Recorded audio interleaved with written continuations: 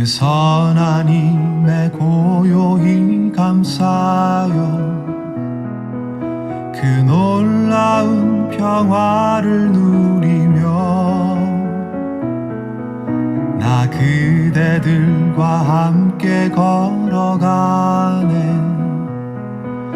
나 그대들과 한 해를 여네. 지나가 넘을 어둠의 날들이 무겁게 내 영혼 짓눌러도 오 주여 우릴 외면치 마시고 약속의 구원을 이루소서. 그 선한 힘이 우릴 감싸시니 믿음으로 일어날 일 기대하네. 주 언제나 우리와 함께 계셔 하루 또 하루가 늘 새로워. 주께서 밝히신 작은 촛불이 어둠을 헤치고 타오르네. 그 빛에 우리 모두 하나 되어 온 누리에 비추게 하소서. 그 선한 힘이 우릴 감싸시니 믿음으로 일어날 일 기대하네. 주 언제나 우리와 함께 계셔 하루 또 하루가 늘 새로워. 이 고요함이 깊이 번져갈 때 저 가슴 벅찬 노래 들리네. 다시 하나가 되게 이끄소서. 당신의 빛이 빛나는 이 밤 그 선한 힘이 우릴 감싸시니 믿음으로 일어날 일 기대하네. 주 언제나 우리와 함께 계셔 하루 또 하루가 늘 새로워.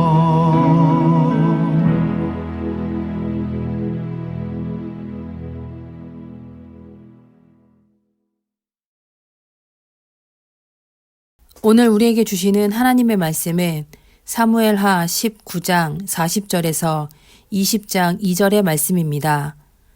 왕이 길갈로 건너오고 기맘도 함께 건너오니 온 유다 백성과 이스라엘 백성이 절반이나 왕과 함께 건너니라.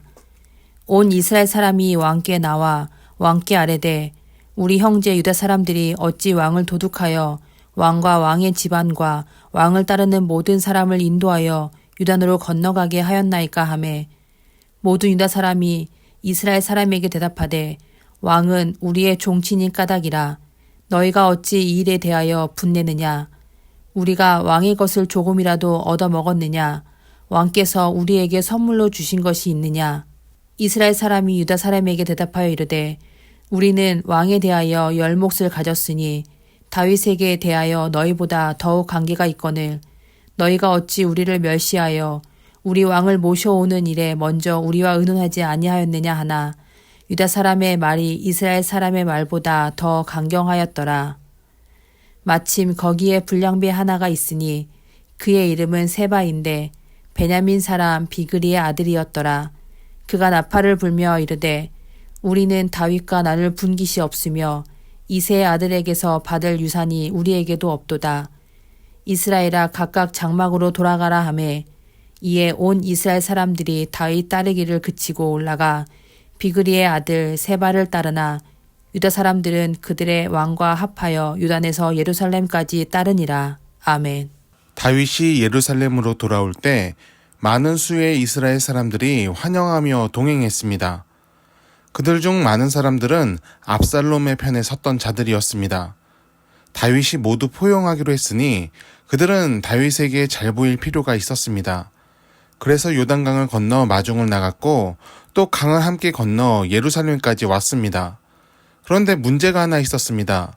유다 지파가 다른 이스라엘 지파보다 먼저 왕 곁에 있었고 그들이 왕을 가까이 호위해서 강을 건넜습니다. 그 모습을 본 이스라엘 다른 지파들이 이의를 제기합니다. 유다 지파의 그 행동이 잘못됐다고 주장합니다. 자신들이 더 큰 세력을 가졌으므로 왕 곁에는 자신들이 있어야 함을 주장합니다. 이 장면은 어디서 많이 본 듯합니다. 사사 기드온이 미디안을 무찔렀을 때 나중에 참전한 에브라임 지파가 자신들을 먼저 부르지 않았다고 기드온에게 항의했던 일이 있었습니다. 그때는 기드온이 에브라임을 만물 포도로 비유하며 좋게 넘어갔습니다. 하지만 후에 같은 상황에서 사사 입다에게 에브라임 지파가 항의를 하고 위협했을 땐 입다는 그들의 비유를 맞춰주지 않고 공격하여 전멸에 가까운 피해를 입혔습니다. 그때 에브라임 지파가 딴지를 걸었던 이유는 자존심 때문이었습니다. 자신들이 이스라엘의 중심이라 여겼는데 기드온과 입다가 자신들 없이 큰 승리를 이루자 그것을 질투했습니다. 그래서 자존심을 세우고자 그들의 공로를 깎아내렸는데 입다 때에는 도리어 크게 당하고 말았던 것입니다. 오늘 본문의 내용도 그때와 비슷합니다. 이스라엘이라 표현된 그들은 유다 지파를 질투합니다.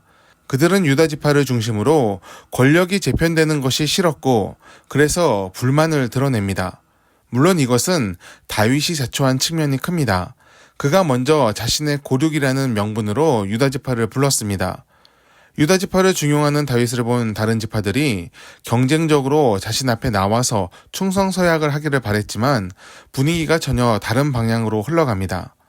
유다 지파에게 밀려난 것이라 생각한 다른 10지파는 세바의 선동에 따라 각자 장막으로 돌아가 버립니다.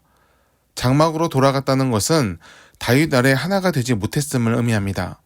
그리고 그것은 내전 직전의 상황이 되었음을 말하고 있습니다. 분열의 다툼은 어느 날 갑자기 시작되는 것이 아닙니다. 오랫동안 쌓여온 감정들이 어떤 상황을 만나면 터져 나옵니다. 돌아온 다윗 왕 주변에 한 번 유다 지파가 많았기에 다른 지파들이 질투를 한 것이 아닙니다.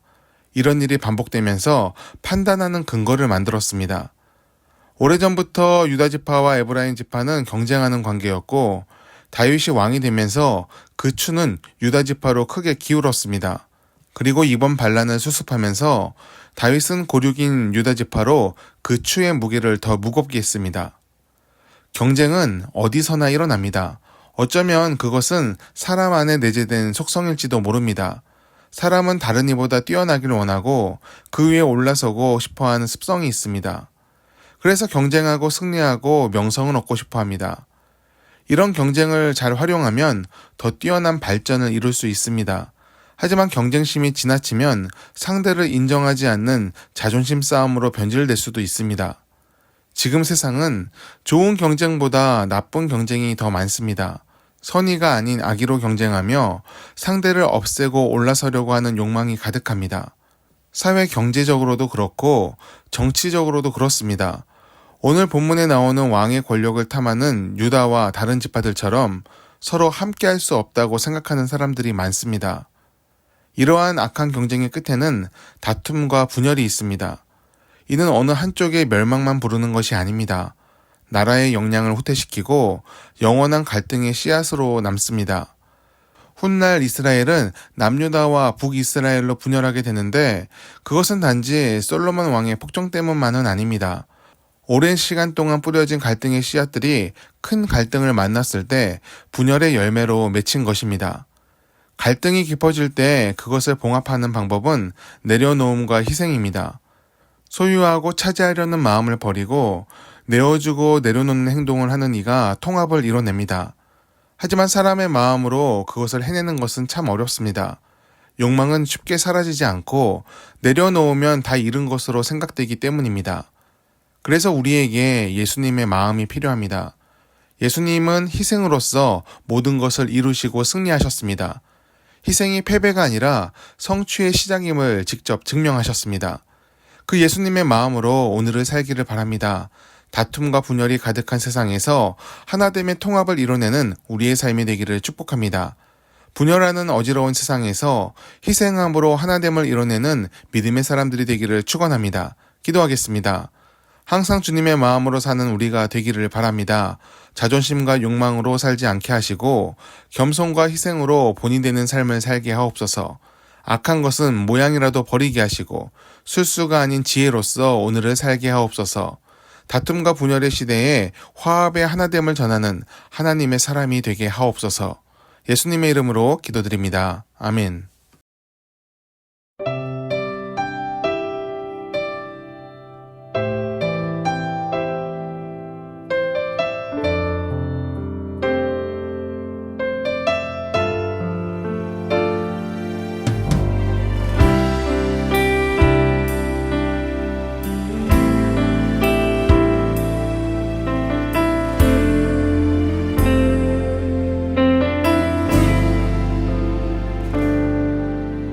빛을 잃고 한숨 가득한 삶은 주 친히 부르시네.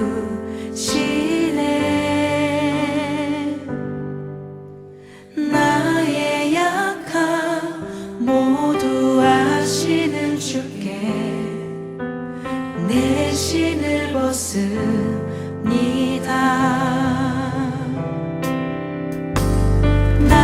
낙심하고 고된 인생을 통해 주의 뜻 이루시네.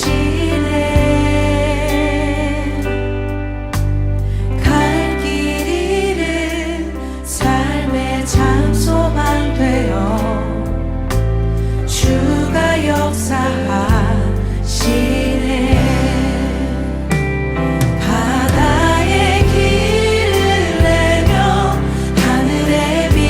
두신 주 내 깊은 두려움 다시 써주시네. 주 품에 가득 안겨 언약의 길을 걸으리. 한없는 그 사랑 나 찬양하리라.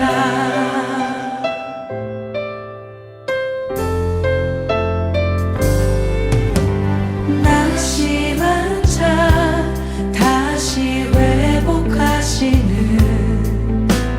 그의 구원을 보라. 묶인 자에 잠든 자유 되시는 그 신주 이름 찬양. 다시 고백하겠습니다. 낙심한 자 다시 회복하시는